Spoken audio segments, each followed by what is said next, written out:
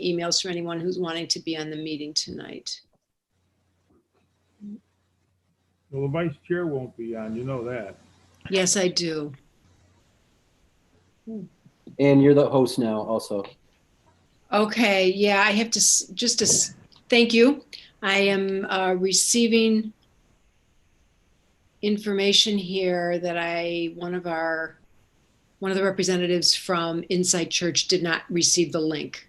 So hold on, it's going to take me just a moment. I'm going to stop my video while I figure out how to send it to him.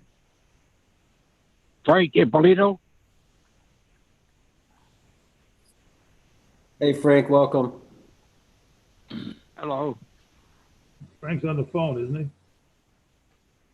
Yes. Pardon me?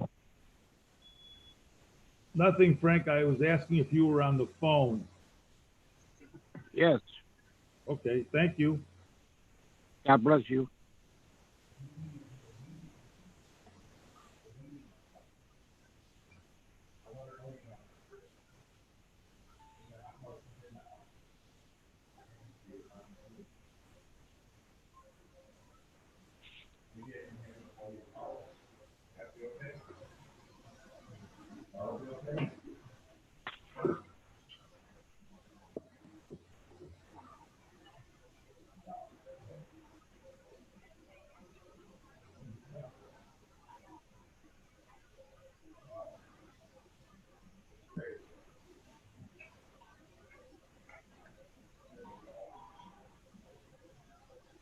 Chief Baker, I don't know how much you had to do with it, but the last Skokie Village newsletter, I really appreciated the little biography on each of the beat officers. I thought that was great.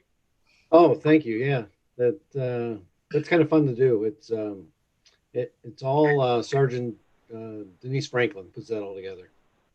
Yeah, kudos to her and that organization. That was great. I like learning just even what the beats were. I've only been in Skokie for a couple of years, serving with the Central Methodist Church. I like that a lot. If you haven't met your beat officer, let me know. We'll get you connected. Fantastic. Thank you. Go for a ride. Tim, I'm a little biased, but I think we have the best beat officer. Steve Bush is just awesome. He's one of my favorite people. Yeah, me too. Mm-hmm. Go for a ride along with them. You'll I did learn something. I was at the cop vehicle with him every weekend when we were going from neighborhood to neighborhood. Steve Bush was my partner.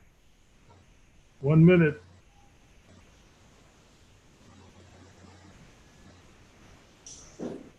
Okay, I just resent the link to Carlton Evans. I'm hoping he'll come on shortly. We have 1 minute to go. Anthony. Tim, you didn't have any trouble. You got the link okay, because I'm a little concerned. You're the only community member. Okay. Yeah, the email came through fine and the link brought me right to the meeting. Okay.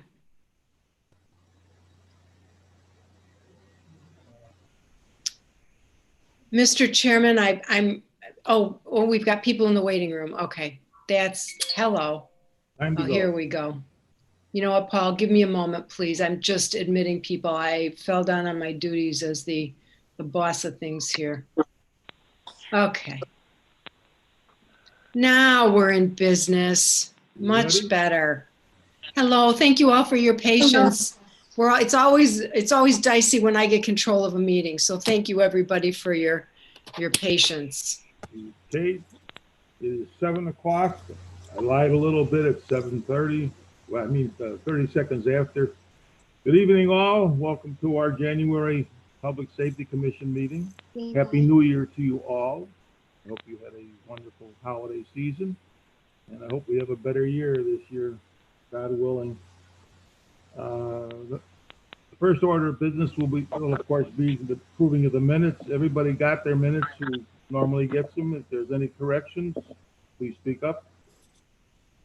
No corrections, the minutes will stand as presented by the secretary. As our previous meetings have taken place, this meeting will be turned over to Ann Tennis to conduct the meeting about use of force for the police department.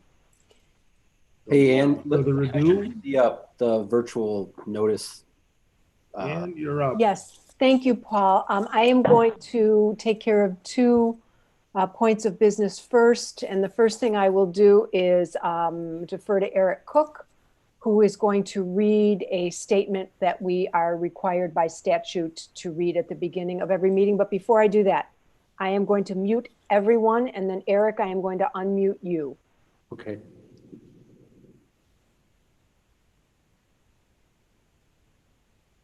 Oh, Eric, you disappeared. Here we go.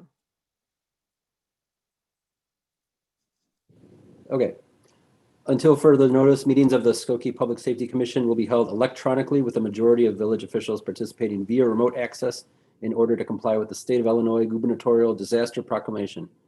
Members of the public who wish to comment as to an item on the published agenda or to comment during public comments must submit their statement or question in writing to the village manager's office, and all properly submitted statements or questions will be presented and read during the relevant portion of the meeting.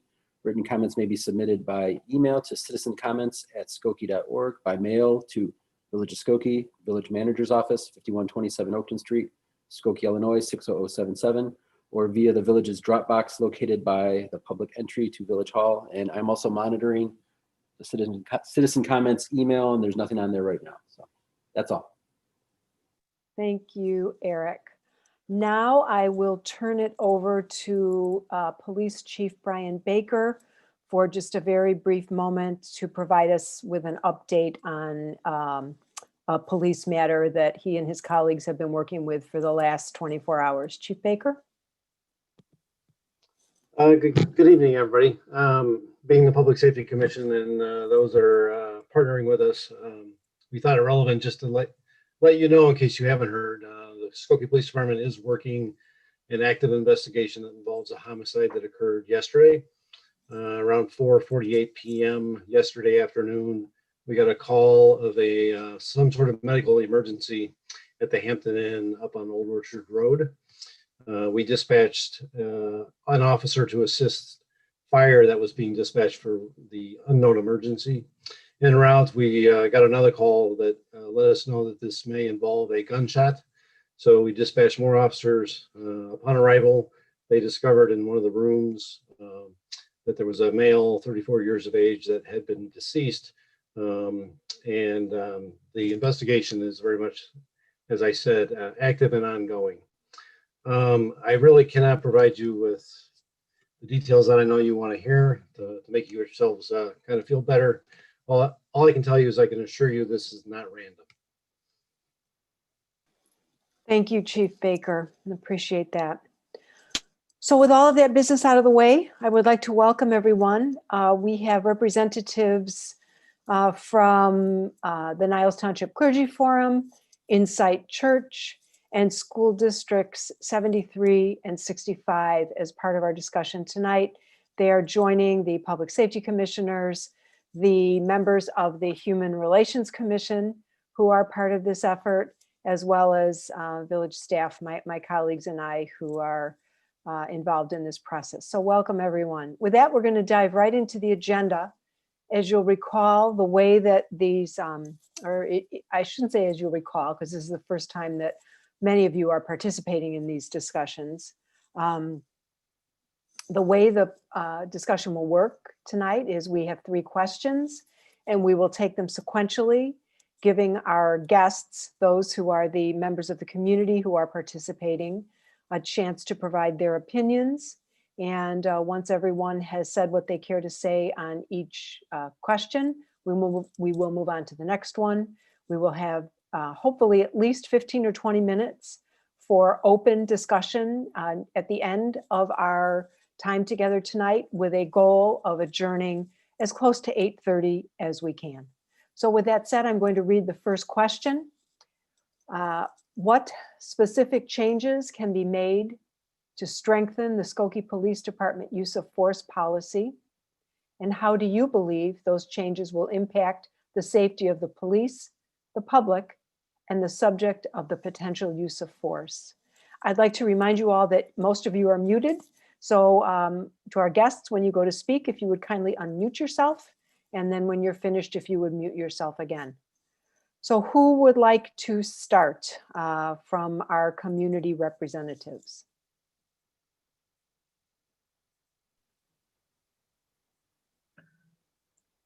I will, Ann. Thanks, This- Pastor Beal. As I talked with the Niles Township Community Clergy Forum, particularly after our first presentation, and we got the breakdown of the numbers of calls that police get, and the fact that they're required to report every time they lay hands on somebody, let alone draw a non-lethal or even a lethal weapon. We were just really, really impressed with the level of reporting, the amount of training, the certification that's going on. And so I don't know that we would say anything about specific changes other than it just feels like Skokie Police Department is really leading the way in what other community policing should be doing. So from the clergy in the area, rabbis, imams, pastors, thank you. That's our remarks. Thank you, Pastor Beal. Who would like to speak next from our community members? This is Carlton Evans. Good evening, everyone. Hope everybody is well. Can you hear me? Yes, thank you, Okay. Carl. Loud and clear. Thanks, Carlton. Okay, thank you. The last and the first time that we were all together, there was some discussion about crisis prevention and intervention training. And I was rather surprised that the numbers of our police force that had not gone through the training. I think it is imperative that all of our police officers go through that because that training is a guideline. I think that training is a base. I think that training is something that can help hold police officers accountable by the way it's designed. And one of the suggestions that I made, it was stated that it was difficult to do the training. And my suggestion was to take at least 2 to 3 police officers currently that are on your staff and take them through the trainers training. It would do 2 things. It would expedite the training for those who have been missed. It would also be cost effective because each time you send someone to that training, the cost is high. And so I believe that that's a first step. That's the first thing that I thought about. And it would be helpful for all of us as community members, as well as the police force to have a base. Thank you, Carlton. Anyone else from our community representatives? I've got Lisa, I'm assuming Sarah, Nina, and Kirsten are also on the call, although oh, there she is. There's Kirsten. Hello. Hi, I am representing District 73 East Prairie School. And I want to thank you for compiling such great data. Going back to Pastor Beal's point about transparency of reporting here, I was really floored by all of the resources provided on the Use of Force Review website, so thank you. One thing as a school-based community member that really concerned me is that from 2015 to 2020, there seems to be a rise in use of force incidents with citizens who are 17 and under. And so I'm wondering, I have a few questions and obviously a few suggestions, but I'm wondering where these incidents are occurring, if they're occurring in schools, on school grounds, or if they're occurring out of school. I'm wondering if there's any way or reason to have a separate policy pertaining to use of force with minors or use of force on school property. Thank you, Kirsten. Is it Kirsten? Am I saying that correctly? It's Kirsten, like Firsten. Kirsten, I love it. Kirsten, thank you. you. I'm going to defer to Chief Baker to answer your questions. Chief? Looks like he's frozen. There he is. I'm here. Sorry, I was jotting down notes. So your first observation about the increase in use of force with youth 17 and under, thank you for the observation because that's the first time I've heard of it. I haven't picked up on it. I've never heard anyone else, that has noticed it as well. And so I don't have an answer for you. But my answer will be that we'll definitely take a look at it and we'll see what we can dissect out of it and learn from it. And then we can report back on our findings for sure. I just honestly don't know or even have a kind of a gut feeling or assumption what that might be, but we'll definitely look into it for you. In terms of a separate policy, if you will, or separate set of rules regarding juveniles, the problem we would have with that is the implementation on a practical level, because we have no way of knowing how old anybody is that we're dealing with. You know what I mean? And there's certainly juveniles that look like they're 19, 20 years old when they're 15 and 16, and vice versa. And I don't see any practical way on making something like that be implemented. And I think the real solution is, to have a good, solid base of training and tools to apply to all age groups. Because if we can avoid using force on anyone, no matter the age, we're better off, right? So that answers your question or not? Yes, thank you so much. You're welcome. Kirsten, any other thoughts from you with on our first question? Hold on. I do have something else to say, but I wonder if it's better to bring it up at another point. Well, I'll just bring it up now. Going back to this document that was included, it's titled Use of Force 2015 to 2020 updated PDF, and it's on the website with the documents included. One thing that I found really interesting is from 2015 to 2020, African Americans have been vastly overrepresented in use of force incidents. We know Skokie has about 8 to 10% population of African Americans, and throughout these past 5 years, African Americans have made up anywhere from 30 to even half of use of force incidents. So I want to reiterate Mr. Evans' point about really making sure we hit that anti-bias training, because that overrepresentation it's a lot. Thank you. I see some heads nodding.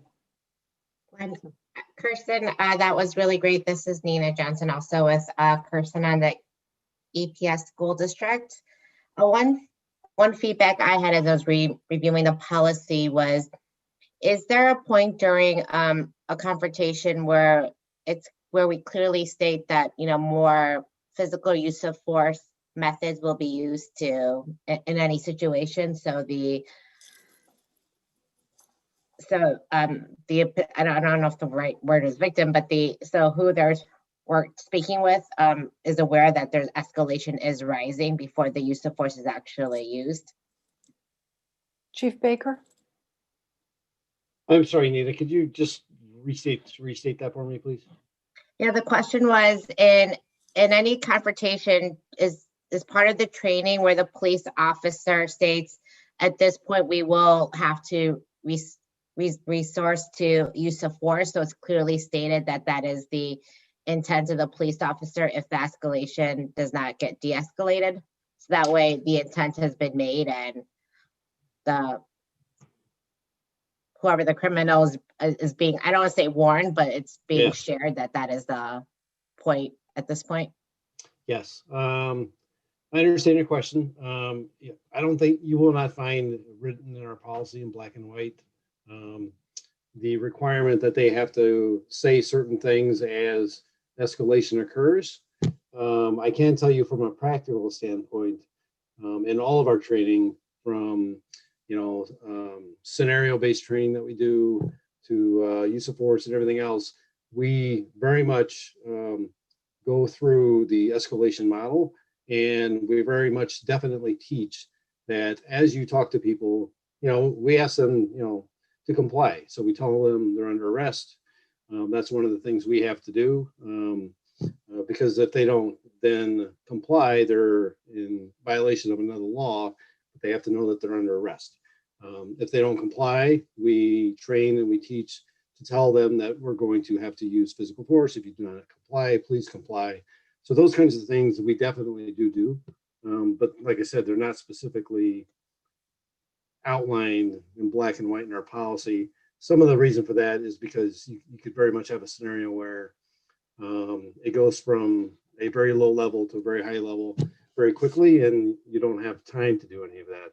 And it's not practical to do any of that. And that can be worded in as well. And I know there's been public comment in previous community groups to talk about de-escalation. There's a big push nationwide to include de-escalation language. And I think in the end of this process we're going through, there'll definitely be some changes with that in our policy. So it's well noted. Thank you. Thank you, Nina and Chief Baker. Is there anyone else who, from our community members, who would like to speak in response to the first question? Hi, Ann. This is Lisa from Inside Church. Hi, Lisa. Hi. I wanted to thank you for all the documentation that you've sent to us. This is a really good start for Skokie, for our community, for us to talk about these things so that we can come together as a community. My question is, does the Skokie Police Department have a mental health counselor available for the police officers? I know that mental health is a big issue, not just with the perpetrators, but also with the officers that can impact the income of, or the outcome of the situation. Sure, great question. Excuse me. We have a couple of solutions when it comes to mental health kind of awareness and mental health with our officers. The first is we have a program that's offered through the village that is a employee assistance program that any employee can go to free of charge and get counseling and someone to talk to on any type of subject, no matter what it is. It's a confidential service, and they can go there for 3 visits, and then after 3 visits, they have to make other arrangements through their health insurance or whatever to continue services if needed. So that's one program that we have, but it's not a specific count or a specific person that has a relationship with anybody on the department. You know what I mean? We also have a peer support program that we put together that is in full swing now. We've had it probably 4 or 5 years now. And through that program, while it's all peers that connect with each other, we have had discussions with and entered into agreements with psychologists to support our officers if needed.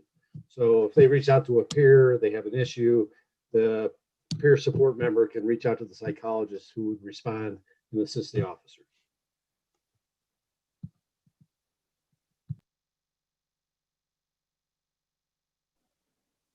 Thanks, Chief Baker.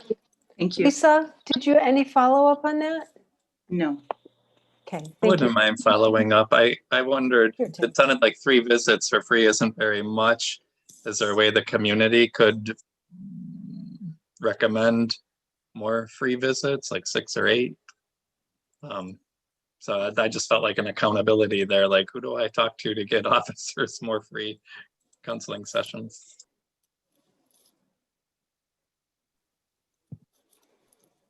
Duly noted. I would say if they're referred out, they can use their insurance to further their therapy, because employment programs like that do have limitations, but certainly they can refer out, and if a police officer is interested, he or she has insurance that he can use for future therapy sessions.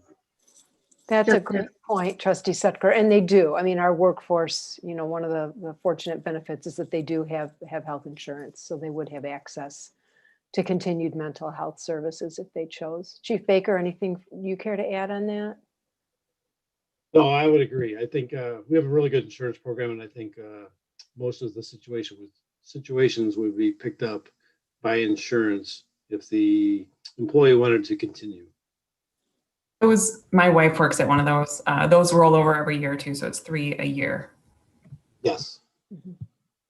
Chief Baker, I have a question for you, sort of while we're on this. I know that the police department has at least one, if not two, chaplains that come from our clergy. One is Rabbi Moshe Wolf.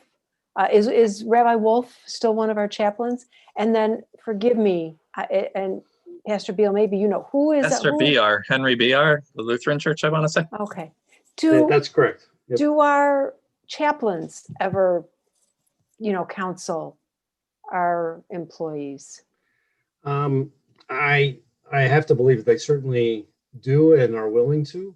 I think it probably is based on relationships that they develop as they come around the police department and they get to know people. I know both Rabbi Wolf and Reverend Bayard go on prior to the pandemic, go on routine ride-alongs with officers. They come in the station.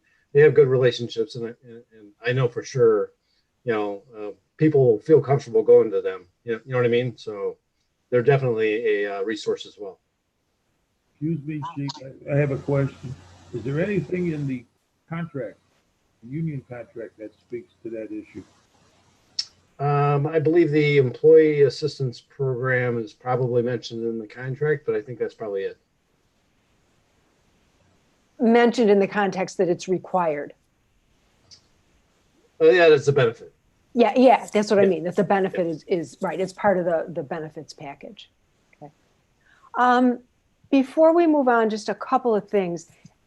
Eric, I want to make sure that we know who is on the other end of both of these phone numbers that are coming up. I believe one is Commissioner Frank Ippolito, who is calling us from the 630-710-5744. Is that our Deputy Chief, Kathy Fergala? Yes. Yes, and that is me. Thank you. And then the phone number 847-421-3871. Is that our Commissioner Frank Ippolito?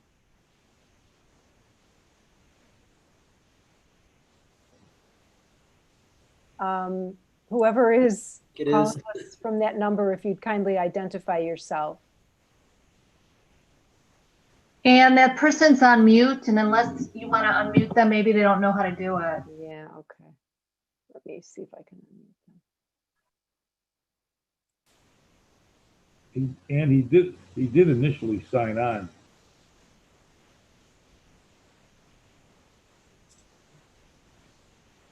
Forgive me, I'm having difficulty unmuting.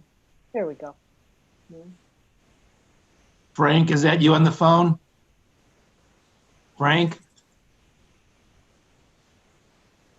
You might not know how to unmute. Yeah, and I'm trying to, and I'm not having much luck. That's what I was saying, David. Okay. Hello. Frank, okay, great. There you are. Frank, we just wanted to make sure it was you. Yes, Okay, indeed. thank you. Thank you so much. So, God bless you. thank you, Frank.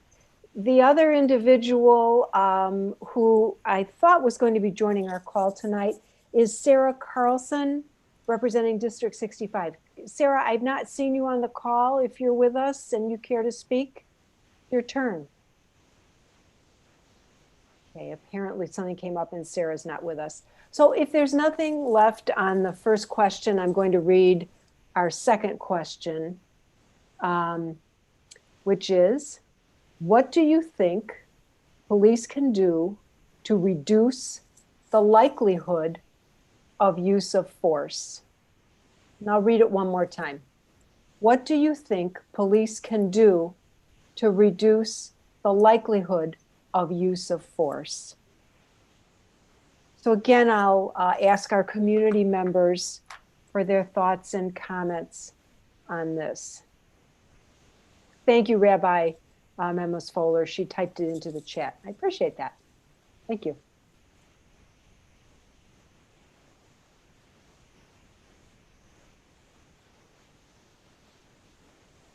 I can start this one off. Please. And I want to piggyback off of a point brought up in the last question that Nina brought up and Chief Baker kind of already addressed, but it was nice to hear that you anticipate there to be inclusion about de-escalation techniques in the policy language going forward. I think the mandate of reasonableness, it's kind of hard to judge what's reasonable to one person versus the next. So I'm hopeful that the next policy includes actual language or tactics or like a checklist for de-escalation prior to use of force. And I'm sure you all are already using those tactics. I think it's nice to have that side be transparent as well. Chief Baker, any thoughts from you on that, just at first blush? No, well, like I mentioned, it's certainly something that, you know, has not been traditionally written into policies. It's certainly something that that is being encouraged. And from our perspective, in analyzing it, there's no real downside at all. There's only an upside.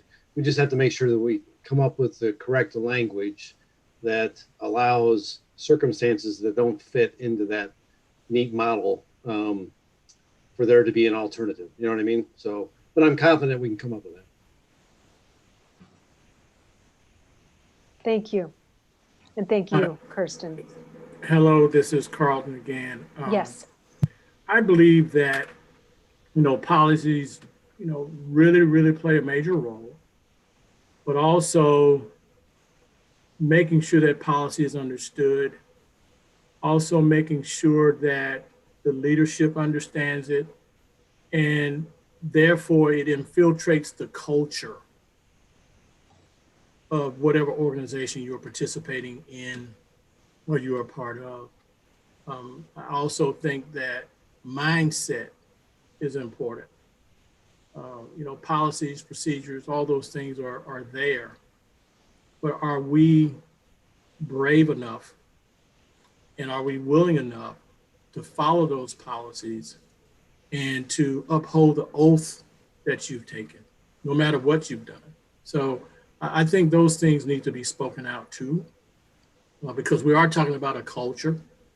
We are talking about perhaps some things that have taken place that have been harmful, but also there's some things that have taken place that have been misunderstood. So I think culture and leadership are extremely important also. Thank you. Good insights. I would like to add to that too. Community policing. I know Skokie has a few times that they've been out in the community where the officers are out talking to the young people, you know, whether they're on the basketball court or somewhere on the school grounds. And I know that I've heard about programs like in New Jersey where they have the officers in the community just talking to people, you know, and getting to know them and letting them feel more comfortable with the officers in their neighborhoods. I really think that would be a good thing to add a few more parts of that program in our community. So Lisa, in 2015, based on the leadership of the Public Safety Commission, the village launched a really comprehensive initiative called Many Cultures, One Community, Keeping Skokie Safe. And I think if I remember right, I believe an overview of that program is part of the document, is one of the many documents that is posted on the website for this initiative, the Use of Force Policy Review. But through that initiative, and Insight Church actually played a role in that, for 10 weeks every summer, in 2015, 16, 17. I mean, going forward until the pandemic, really, our police officers were in the neighborhoods within, especially in our multifamily neighborhoods. In the beginning, we were doing it, Chief Baker? I think it was 3 times a week, 2 or 3 times a week, our officers with what we affectionately call the Copmobile, the mobile command station that we're fortunate to have. That program has changed a bit in that instead of going into the neighborhoods, what they found was it was really more effective to go to parks. And so they started going to parks and other places where people would naturally gather.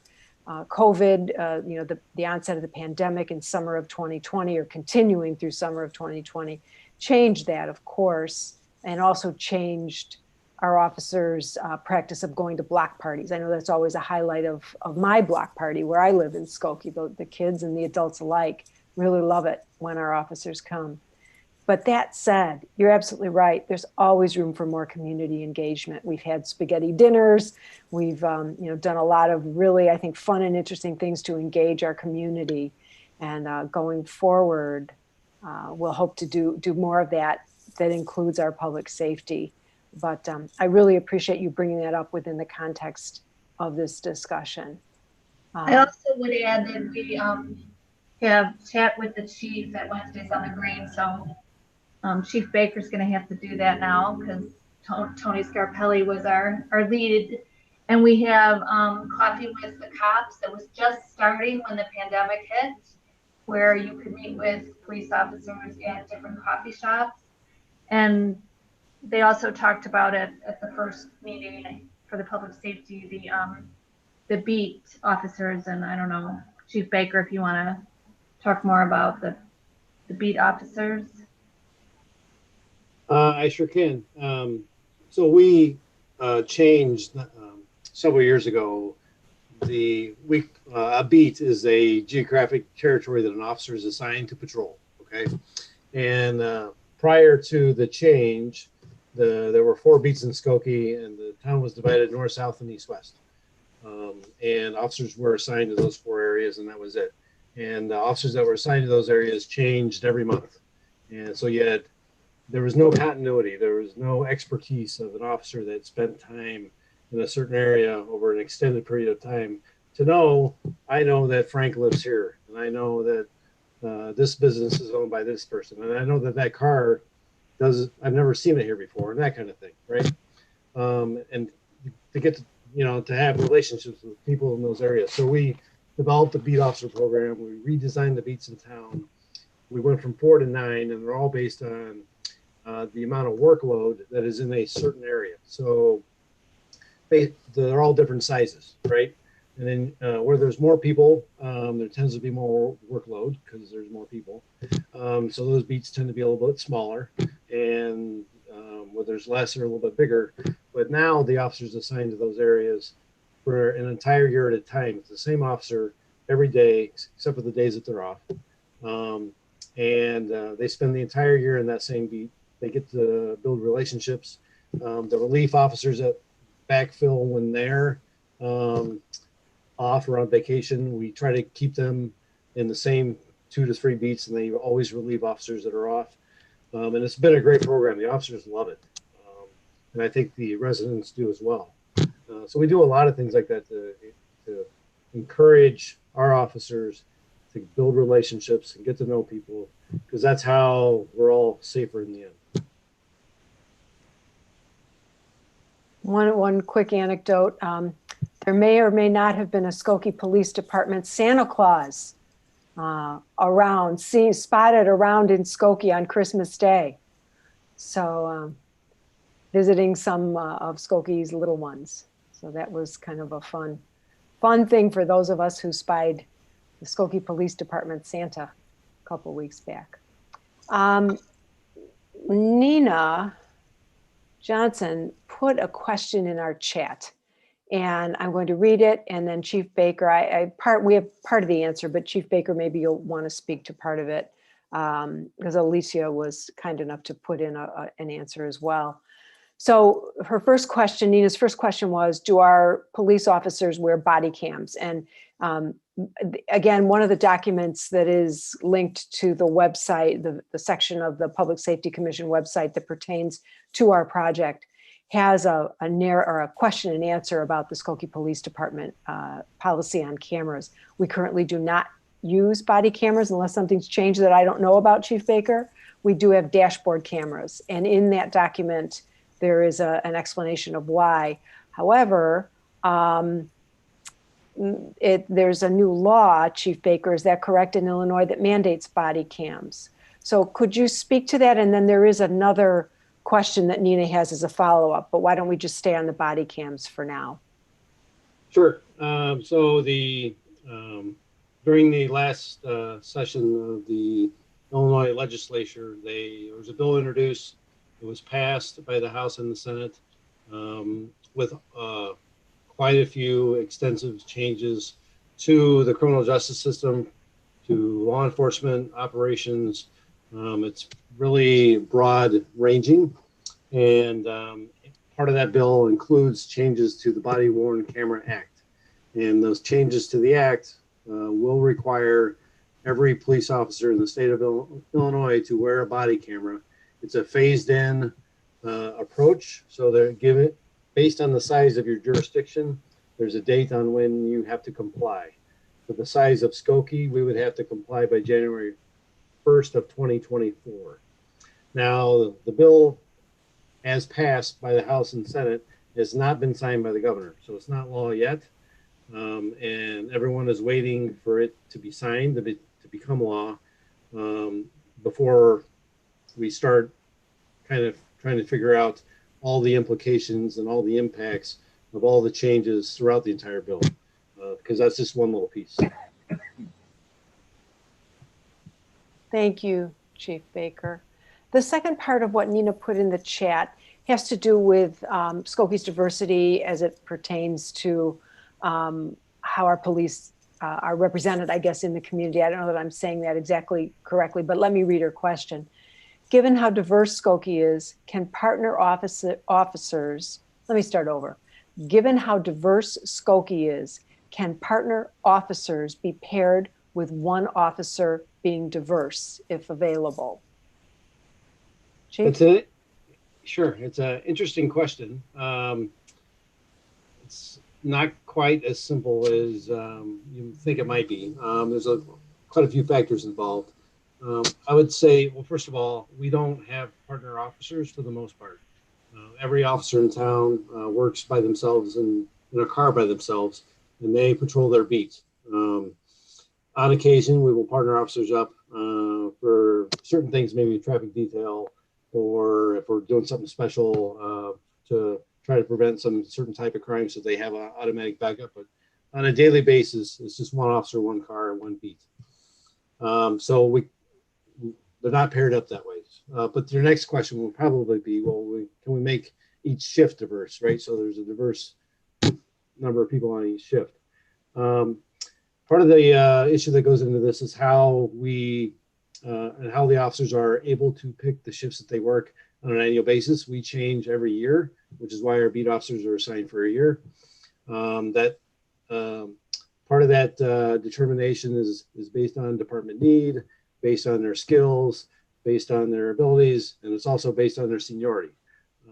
And I would tell you that I think we're a diverse department. I think we come close to representing the village. I think we have certain steps that we need to try to make that better. But if you look at our history, you will find that 20 years ago when I got hired, we weren't as diverse as we are today, right? And so all of your senior officers that get the preferred shifts are older and look more like me. And your younger officers are more diverse just because over time we're hiring more diverse people, if that makes sense. So that also factors into kind of the diversity that you see on a given shift throughout the 24 hours of the day. But it's interesting, and I'll definitely give it some more thought and talk about it with the command group on ways we might be able to provide incentives to make each shift more diverse or anything else we can think of. Thank you, Chief Baker, and thank you, Nina, for putting those really great questions in the chat, and to Alicia for chiming in as well in the chat. Let me go back to our question. I'll read it one more time and just see if there's anyone else who would like to speak to it. What do you think police can do to reduce the likelihood of use of force? And again, the question, thanks to Rabbi Memes Fuller, the question is in our chat as well, if any of you would like to read it. Any other comments? Yeah, and I'll jump in after David. Yes. David, if I may, I'd like to let our guest go No, first. go ahead, please. Yes. Yeah, go ahead. Okay. Please. Well, I was thinking would kind of segue into the next question too. What can the public be doing? And that's just becoming aware of racial bias and its existence. It affects all races because it's has to do with how we're conditioned, particularly by media and our education and whatnot.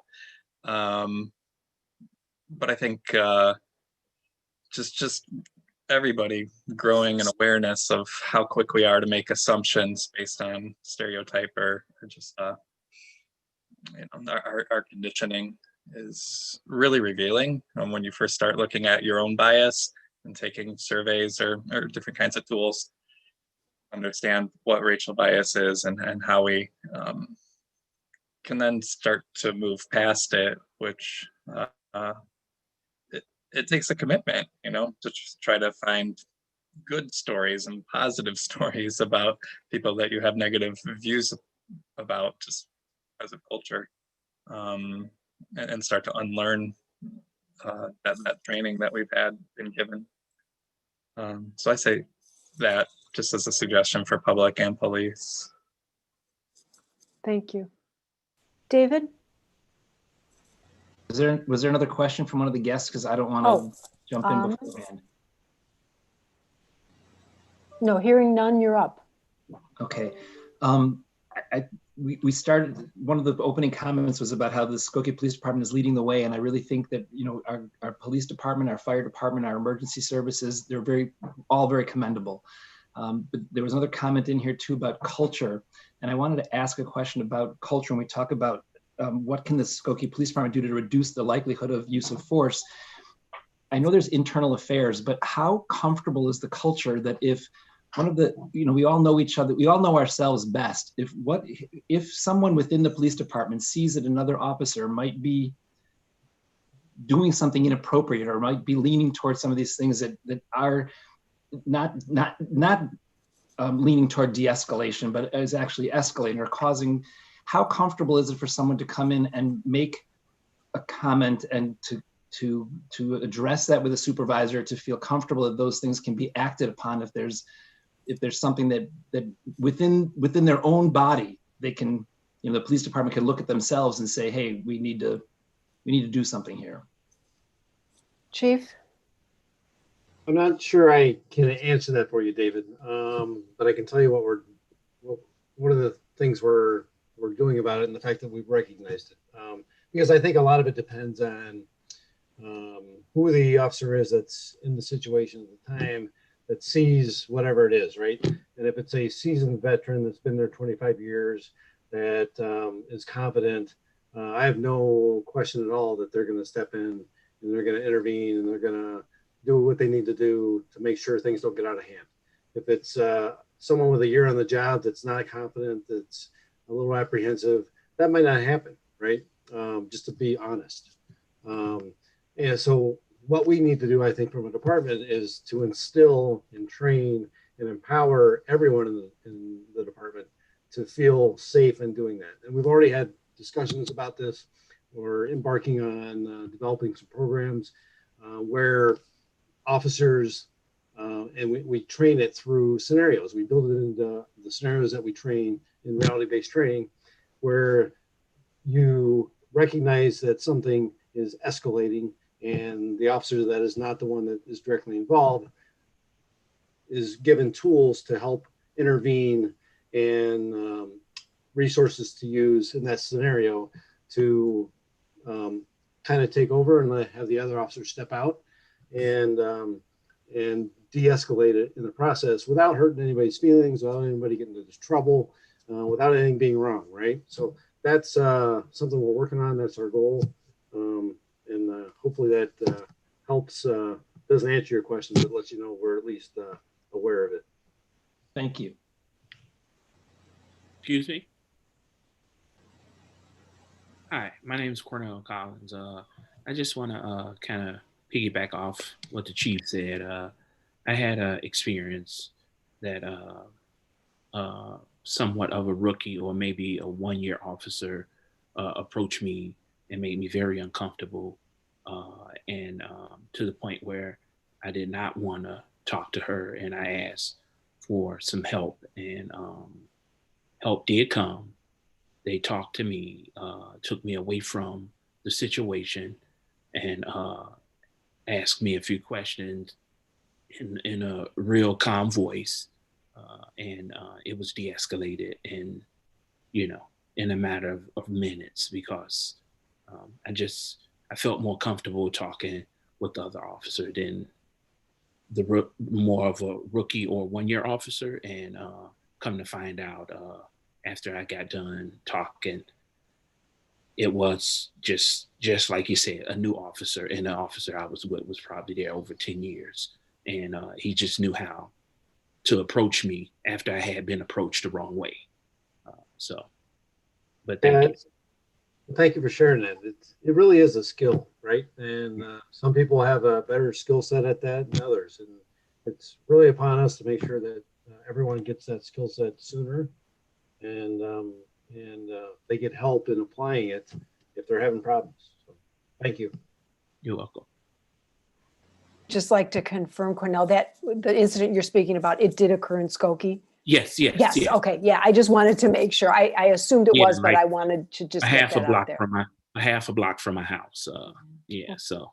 Well, I echo Chief Baker's thanks to you for sharing that. That's, it's important for us to hear that. It's important for us to hear these firsthand experiences. So thank you. You're welcome.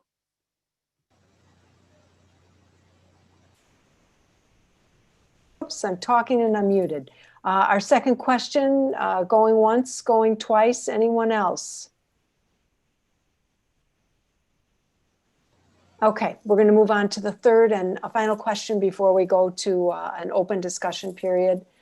What do you think the public can do to reduce the likelihood of use of force?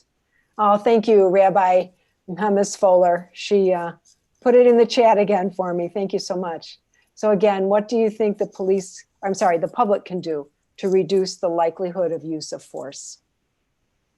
I'll open the floor to our guests. Who would like to start?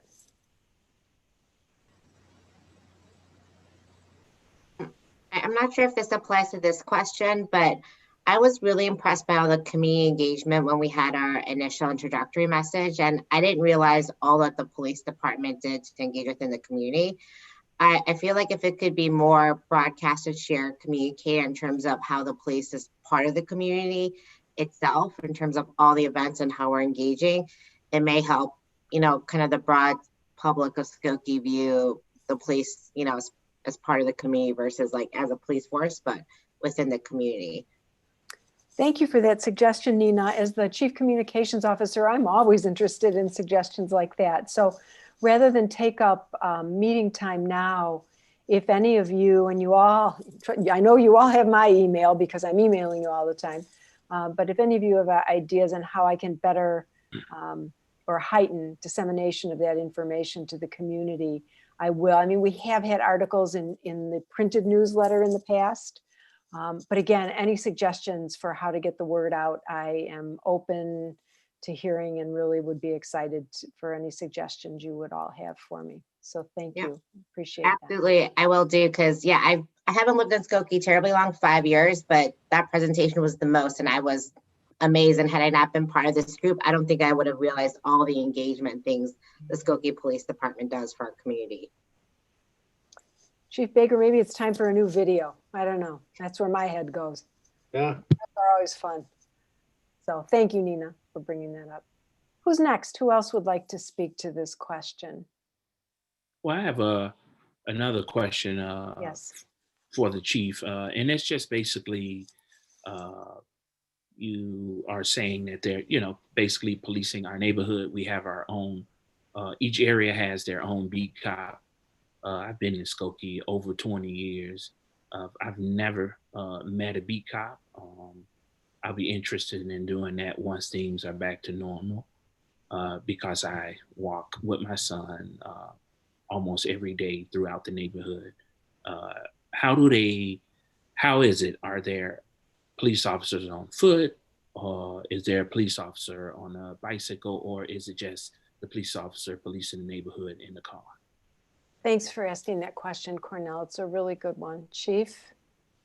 For the most part, day to day, you have a police officer in a car driving in the beat that they're assigned and patrolling, right? And depending on kind of how the day goes, dictates how much they have time available to engage in other ways with other people. So, because there's days where they honestly get a call, they go to the call, they handle it, they have another one waiting for them, and it's that way all day long. And they really don't get the time that they would love to have to drive down streets and talk to people and be proactive in what they do. Other days, you could go all day long and get 2 calls, and it also depends on what shift they're on. We also do we have a bicycle unit that we put out in the summer. We didn't this past summer because of COVID, but they go park to park all summer long just to talk to kids and parents and engage people. So we do that. And we do not have a foot patrol in essence. We do encourage officers that in their beat that, hey, park on a block where you see some people out, get out of the car and go talk to them.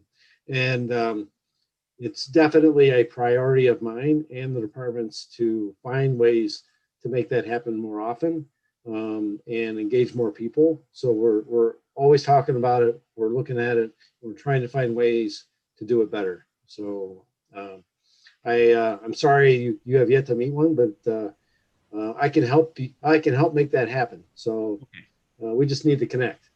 Okay. Yeah, and I just to further say thank you for answering that. But that's growing up as a child in Chicago. That's what made me trust police officers. There was a police officer that was our neighborhood, and he got to know all of us. It also helped me police myself as a child, because I always thought if he saw me, I would get in trouble, or he wouldn't be my friend. And it really helped me and a lot of kids in my neighborhood that we would run around and just do little things to get to know him. So I just thought that would be something great here in Skokie if it could be pulled off, where it made people comfortable enough to approach or just say hello, other than them being in the car. When they pass by in a car, all you see is the car. You really never see the person. So it feels the same as if you're in Skokie, Lincolnwood, or all the same. You don't get the feeling that someone wants to be friendly. You rarely can see their face. So I appreciate that very much. Thank you. Thanks for sharing that memory. It's kind of inspiring to hear that, Cornell. So thank you. Carlton? This is Carlton again. Cornell, Mr. Collins, yes. Thank you so much for those statements. And you've made me reflect a little bit on some things as well. One of the things that's interesting about the church that I attend called Insight Church, our pastor has made this statement to our congregation. If we as a church do our job by preaching the gospel, by teaching our young kids who are in our site how to be good citizens, it helps the police department to do their job.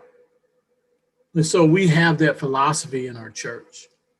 And we work very, very hard at that. We have young men who are not afraid of the police, because the police department has been, through our church, we, when COVID was not in existence, we were having our services at the Devonshire.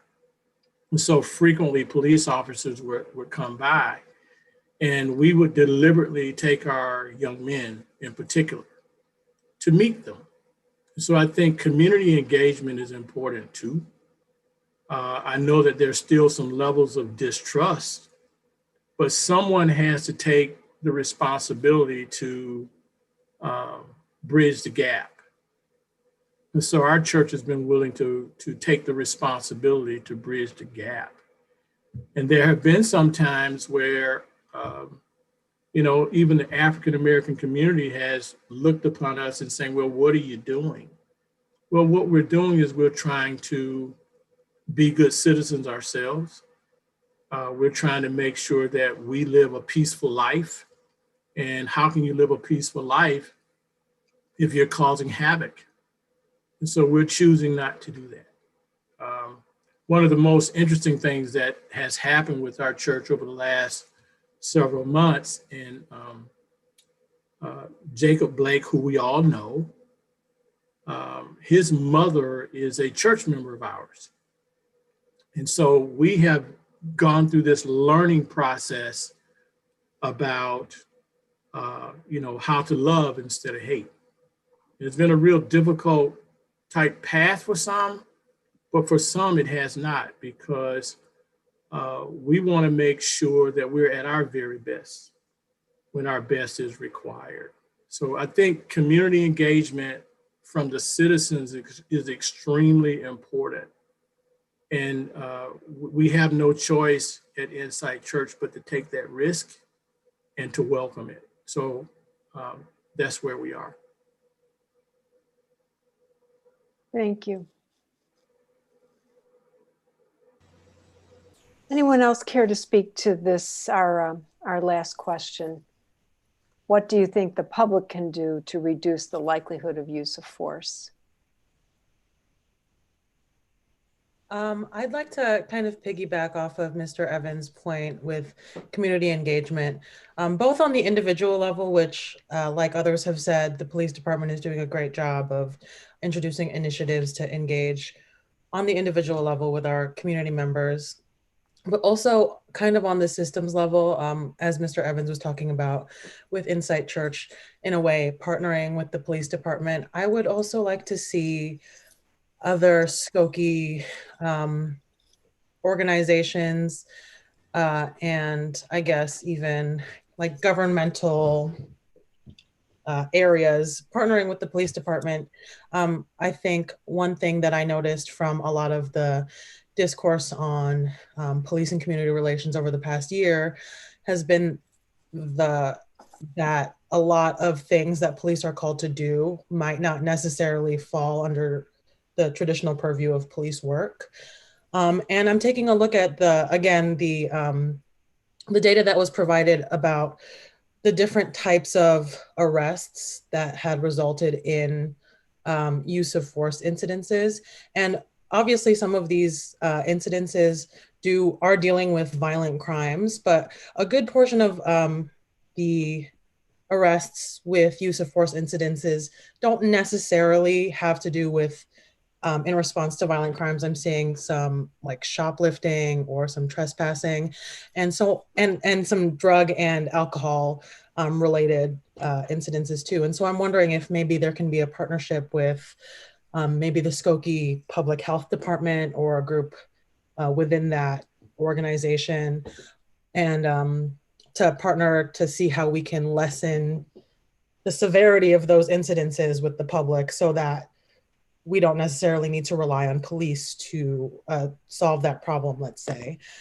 And of course, as a school community member, I'm wondering, what can schools do outside of the officer-friendly program, which is great and does introduce kids to that community engagement, but what else can schools and other institutions within Skokie do to partner with police so that we have that wraparound service and we don't need to necessarily rely so much on police work to solve the community's problems.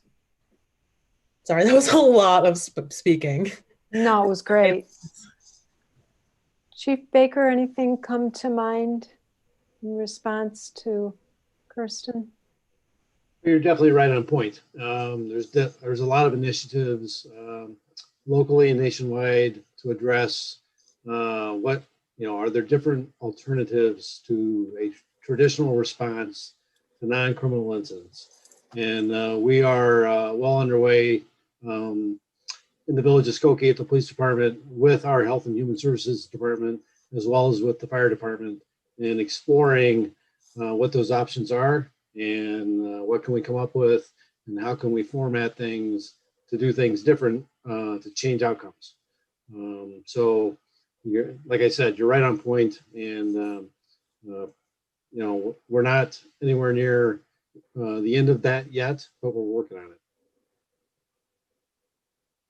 Kirsten, one thing that comes to my mind when you talk about what the schools can do is I think of School District 69 that has such a robust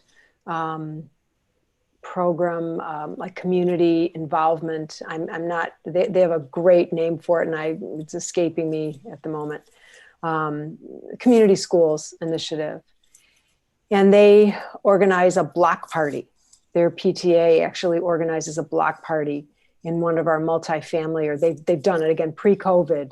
They did it, and they were part of our Many Cultures, One Community Keeping Skokie Safe initiative. They organized the first block parties ever in a couple of our multifamily neighborhoods. And, again, it's just an opportunity for our police, our first responders, other staff. We even had at those block parties, we had representatives from our health and human services departments come out and set up information tables and meet with residents. So, District 69 has been a really good partner in that way through the years. And that's something that we would welcome from the other school districts in Skokie. So thank you for bringing that up. Thank you so much. That's great to hear. It sounds like a great model for going forward for the rest of our work. Okay. Going once, twice for our third question. If not, we'll go to our open discussion. Okay, it's 8:03. We have another little bit yet before we conclude. Any other comments, questions? Those of you who are our guests, this is your time with the commissioners and staff. If you have thoughts about this process or the use of force policy, again, this is your time to express those to us. So I'd like to just open the floor. I'll jump in. This is Pastor Beal. That was the first time, Chief, that I heard that police, fire, and health and human services are working together. And I'm really encouraged to hear that. I think with a lot of the non-criminal calls, particularly if there's mental health issues going on, somebody's having difficulty and, a loved one called the police, just 'cause they need this person talked down or calmed down, that having a healthcare professional available alongside just really go away. I'm really glad to hear that. My nephew's a police officer and he was injured in the line of duty, and I'm just like, oh, I hate the thought of having to move to a hands-on solution when somebody who's more trained in talking can be present. I'm really encouraged to hear that kind of partnership's in the future. Thanks, Pastor Beal. Anyone else with thoughts for the group?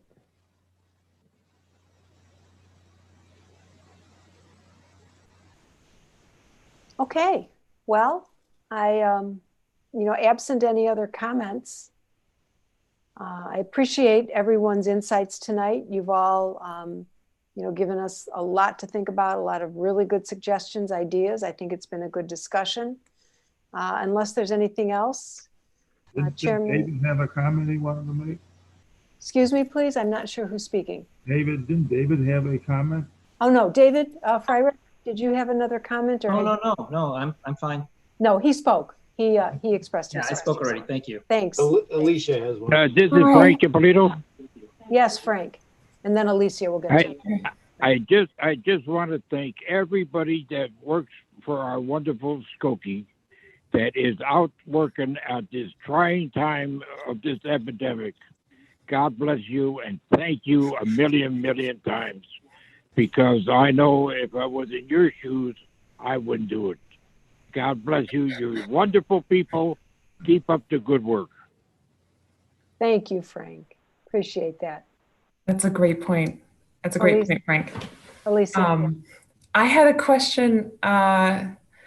So there was a recent update to the policy regarding the warning shots.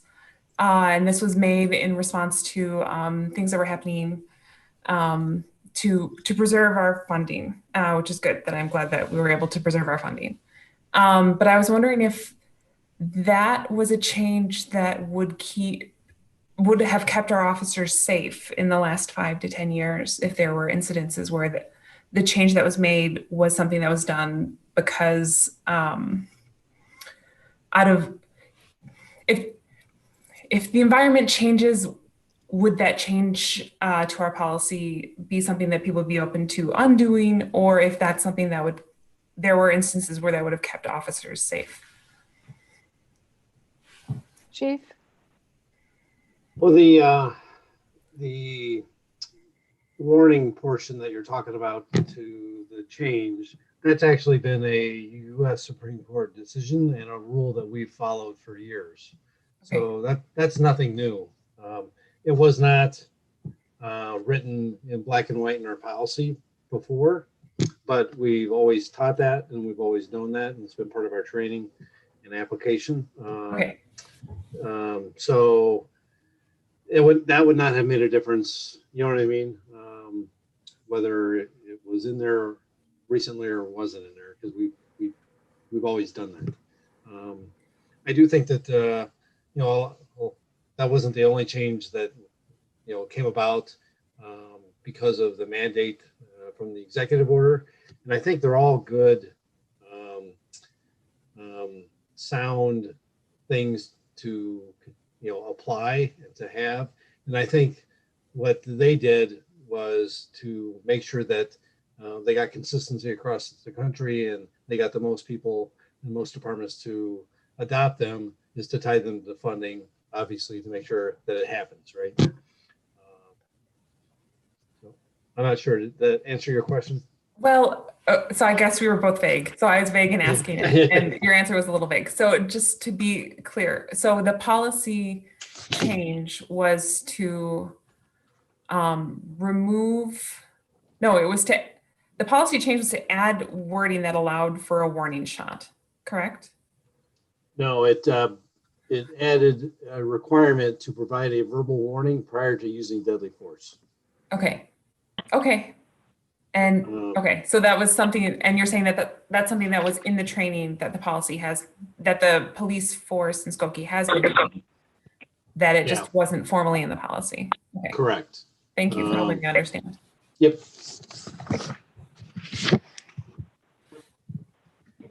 I have no further questions. Yeah, I have one question. Howard, go ahead, please. Sure.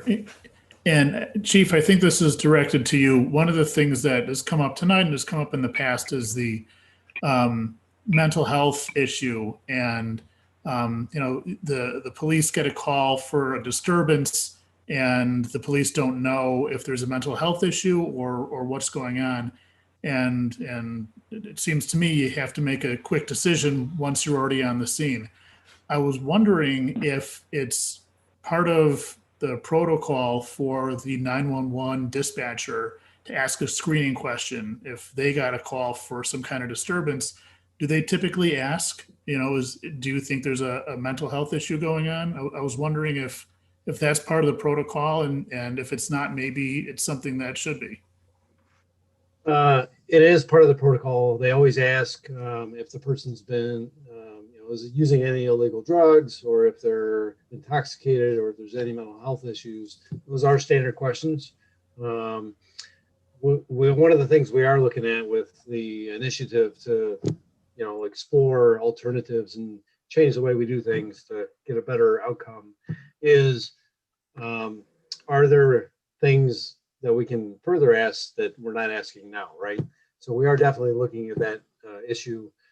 There are departments across the country that have implemented models, and we're looking to learn from them on what kinds of questions do they ask. But we also understand that no matter what kind of the answers are, we still have to go and we still have to send someone because the answers we may get may not be correct. The person we're talking to may tell us that they're acting crazy and they have some, they may be high, when in reality it may be a medical emergency that we're unaware of. You know what I mean? So, but we're definitely looking at that, and the more information we can give our officers prior to them arriving on scene, the better off they're going to be equipped to make a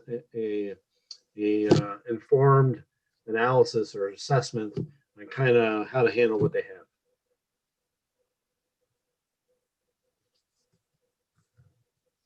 Did that answer your question, Howard? Yes, thank you. Thanks, Howard, for bringing that up, and thank you, Chief. Other thoughts before we conclude?